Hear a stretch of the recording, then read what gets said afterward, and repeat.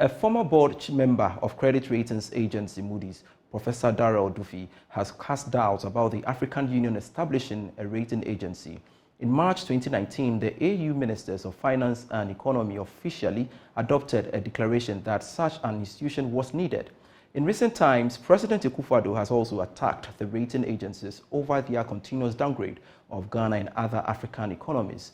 The African continent is said to be losing $75 billion each year due to credit rating bias.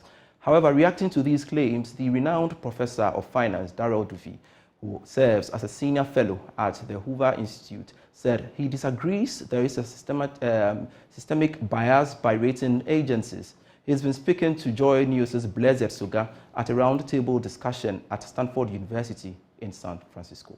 That's true, but that's somewhat different than the problem of which currency should we use for payments.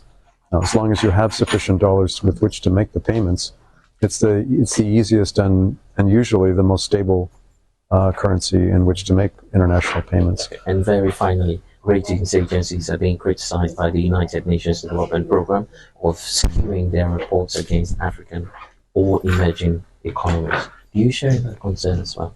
I don't share that concern, although I must say that I was on the board of directors of Moody's Corporation for 10 years. That was cited in the report. Yeah, so that might suggest that I have a bias, but in fact it also informs me that they don't do that sort of thing.